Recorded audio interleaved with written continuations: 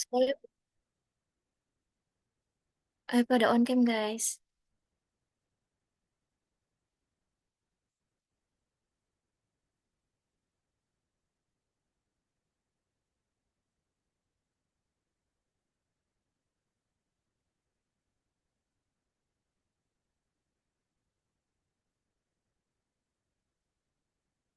Oke, Bismillahirrahmanirrahim. Assalamualaikum warahmatullahi wabarakatuh. Waalaikumsalam warahmatullahi wabarakatuh. Waalaikumsalam. Oke, sebelum memulai pembelajaran, baiknya kita berdoa terlebih dahulu. Mangga untuk ketua kelas dari kelas ini untuk memimpin doanya. Baik, sebelum memulai pelajaran, alangkah baiknya kita berdoa terlebih dahulu. Berdoa dimulai.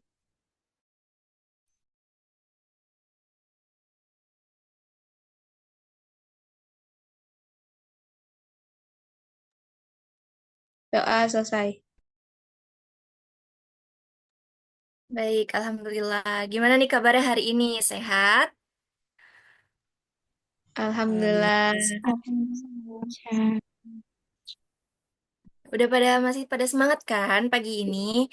Insya Allah masih pada semangat ya, karena juga kita baru saja tadi pagi itu habis sahur. Oke, sebelum lanjut ke pembelajaran, Ibu pengen tahu nih di sini ada siapa aja yang belum hadir atau mungkin hadir semua atau bagaimana ya?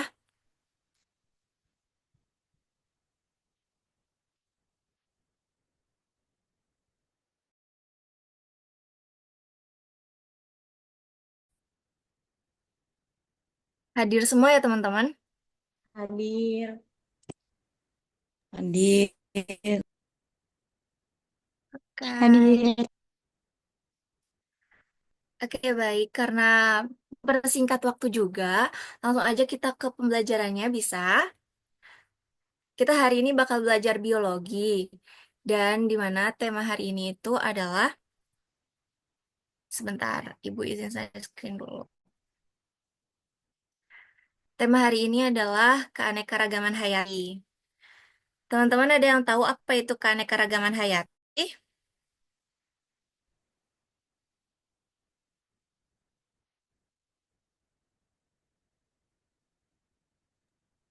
Keragaman kehidupan, Bu.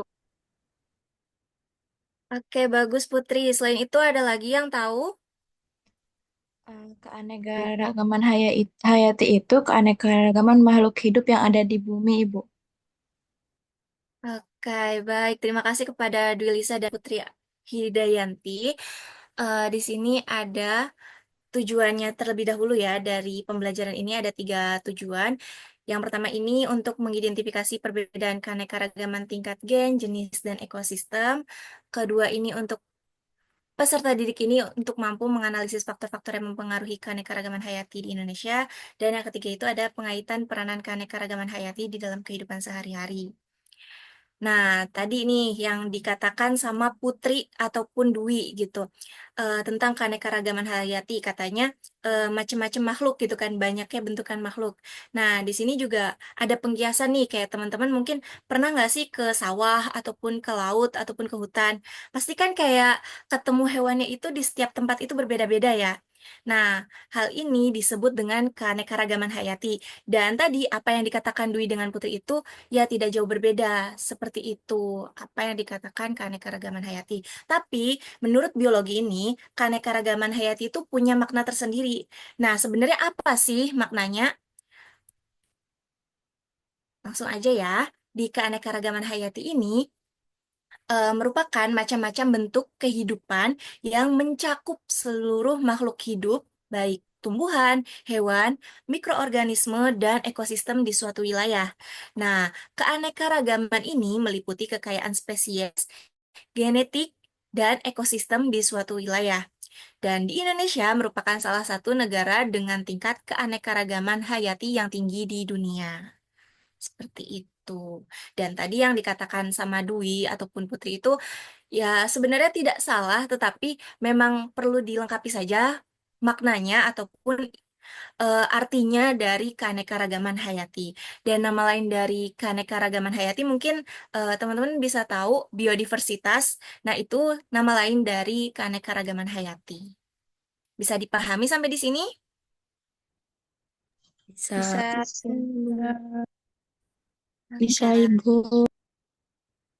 Di sini ada untuk mengamati gambar terlebih dahulu. Boleh teman-teman, siapa yang mau mengamati di sini ada apa aja hewan yang teman-teman lihat ataupun teman-teman temukan? Saya, Bu. Boleh, Fepi. Di situ ada beruang, ada gajah, ada katak, ada kupu-kupu, ada burung, ada ikan, ada bebek, dan ada monyet, Ibu. Baik, Fepi. Nah, menurut Fepi nih, di situ ada keanekaragaman tergantung dari apa nih, Feb? Berdasarkan tingkatan apa? Entah jenis ataupun gen. Menurut Fepi ini gen atau jenis? Ataupun bahkan ekosistem. Jenis, Ibu. Ya, betul. Ini berdasarkan tingkatan jenis, ataupun bisa juga berdasarkan tingkatan ekosistem, karena ada yang tinggalnya ini di darat dan ada yang tinggalnya ini di perairan, seperti ikan tersebut. Nah, mari kita bahas lebih jelasnya lagi ya.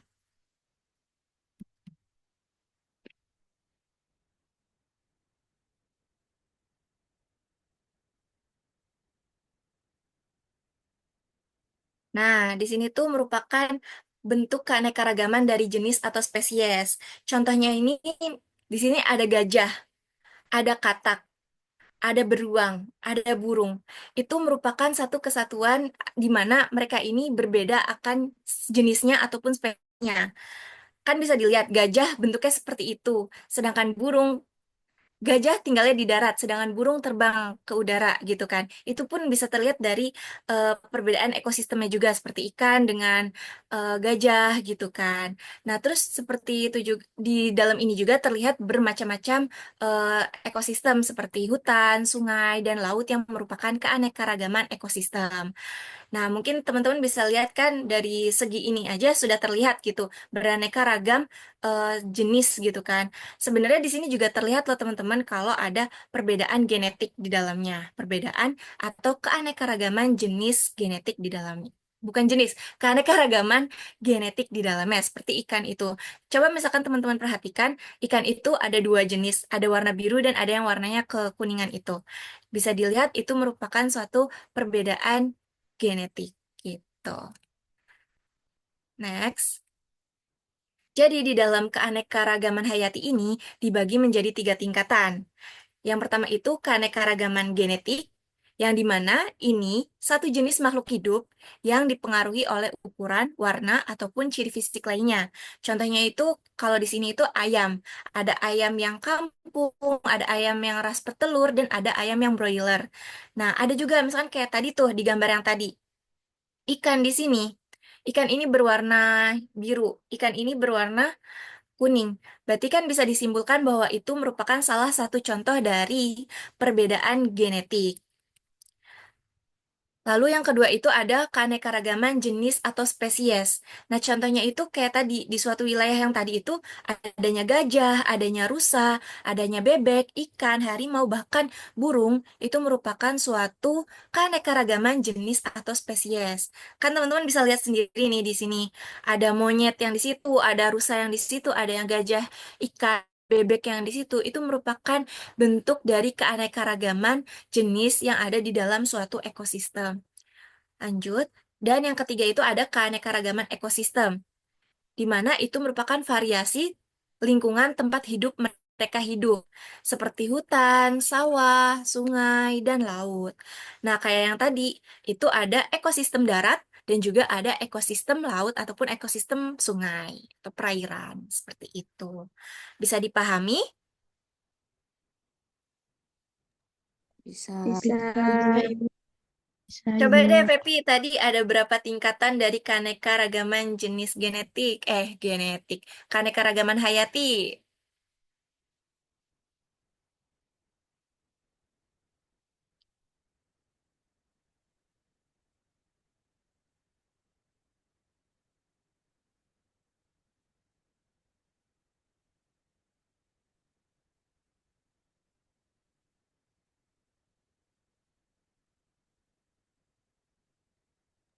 Ada 3. Tuh. Oke, lanjut aja di sini. Boleh disimak ini gambar. Ada yang mau mengamati, ada keanekaragaman genetik apa aja di dalam gambar ini?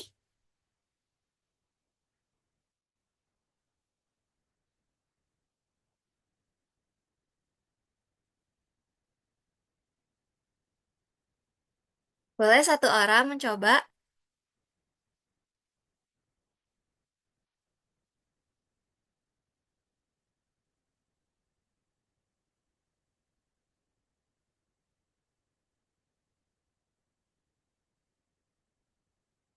Boleh satu orang untuk mencoba?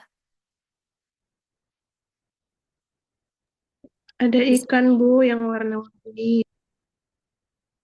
Ya, terus Ada katak warna-warni. warna-warni itu warna apa aja ya? Ada burung juga, Ibu.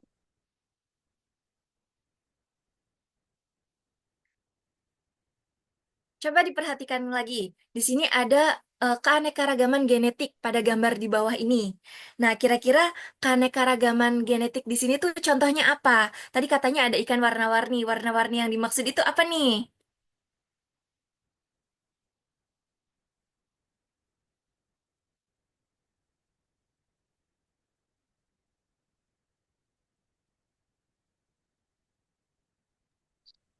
Jenis ikannya berbeda-beda. Kenapa?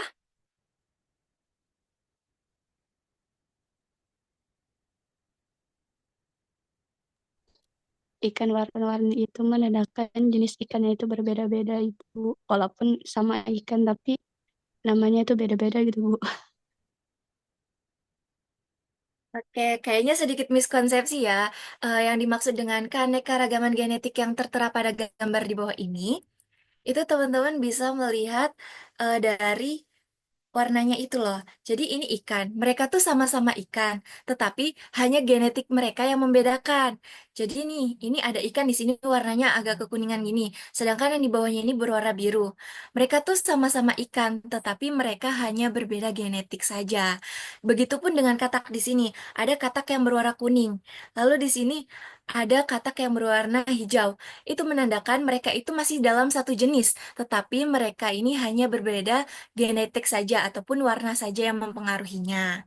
Seperti itu. Adapun di sini juga ada kupu-kupu dan juga kupu-kupu berwarna kuning di bawah sini dan juga ada kupu-kupu berwarna merah di mana ini menandakan mereka ini berbeda atau memiliki keanekaragaman dalam bentuk genetik, namun mereka tetap masih satu jenis. Seperti itu bisa dipahami. Bisa, Bu. Ya, bisa, Bu.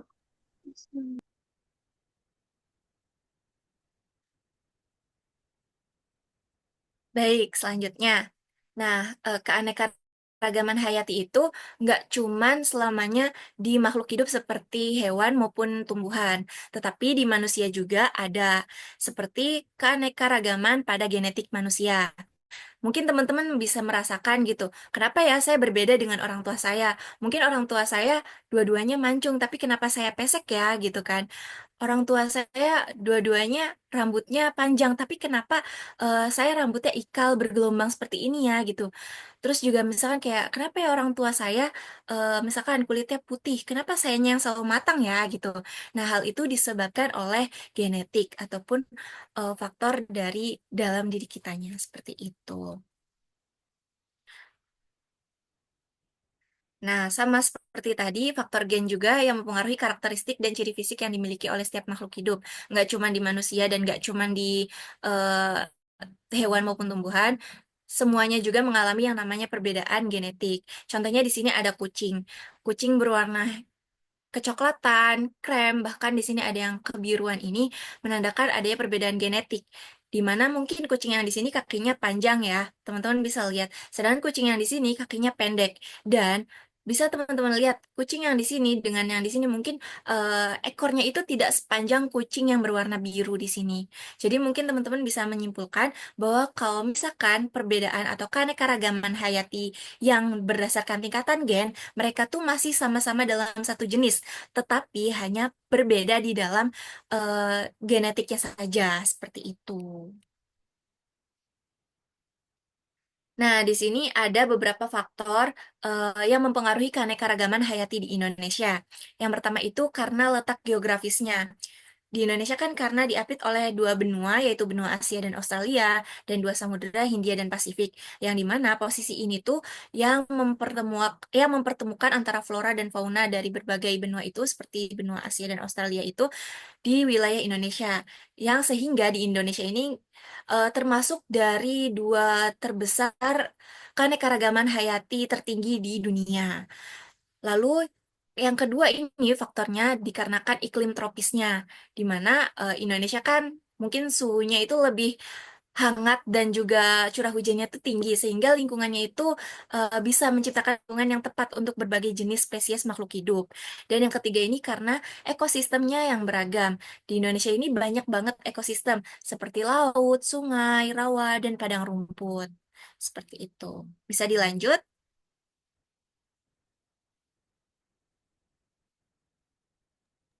Ya, Bisa. Bu. Oke, sebelum Ibu tutup, boleh teman-teman buka handphonenya untuk mengerjakan post test terlebih dahulu, biar kita tahu sejauh mana teman-teman mengetahui dari pembelajaran pada hari ini.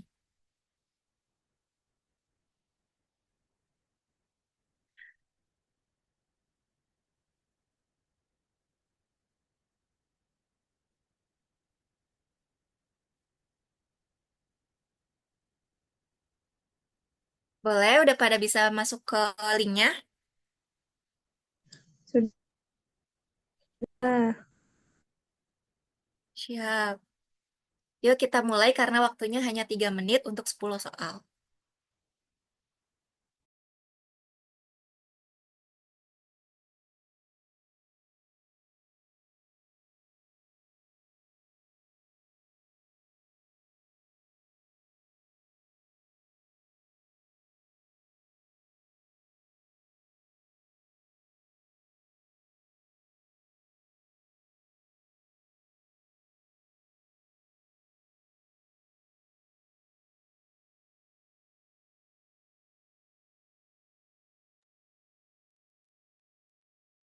Mudah kan soalnya? Udah, Bu.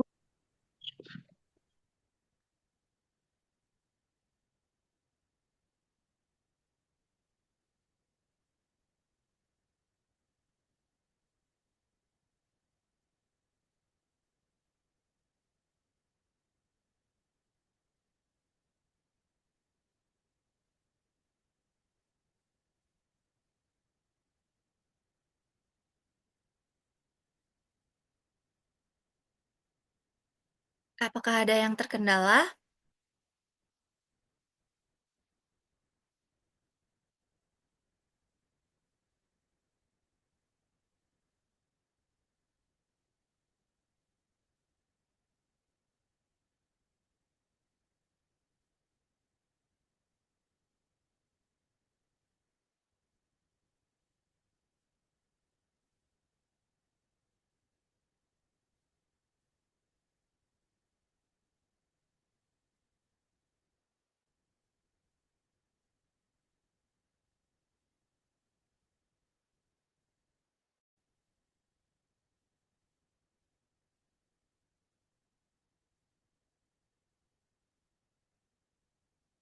Udah semua?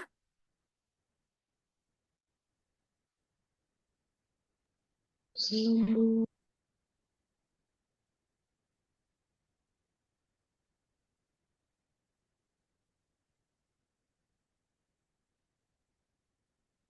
Udah semua, teman-teman? Belum. 1 menit lagi ya.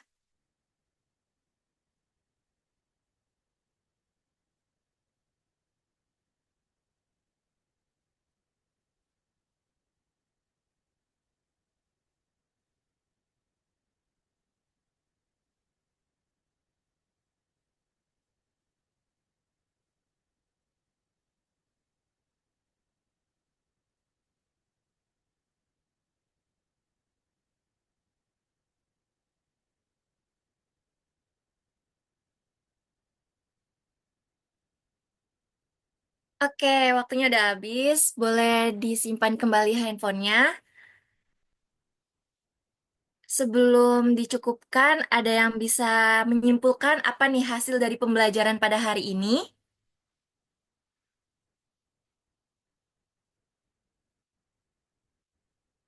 Boleh siapa yang mau bisa menjadi nilai tambahan untuk teman-teman?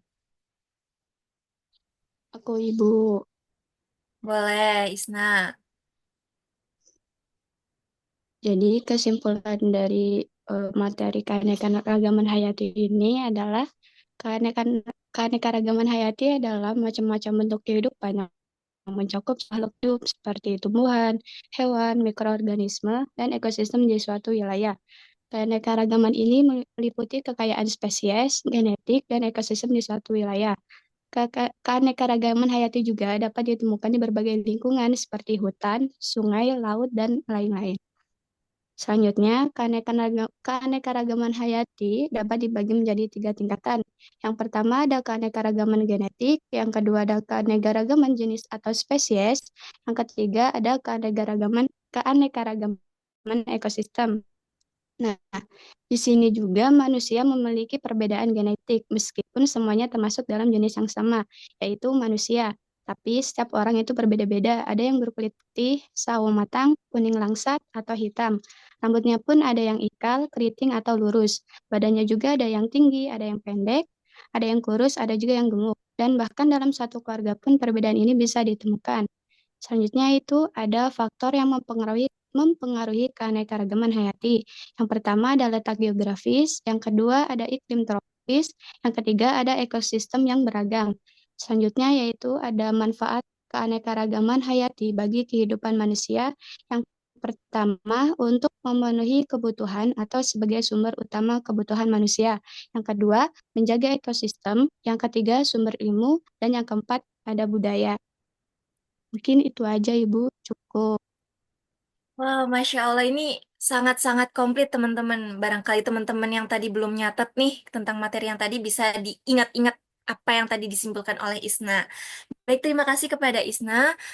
Oke, sebelum Ibu akhiri pertemuan pada pagi hari ini, apakah teman-teman ada yang mau ditanyakan atau bagaimana? Cukup, Ibu. Cukup. Baik, Alhamdulillah berarti dirasa hari ini sudah cukup paham ya teman-teman.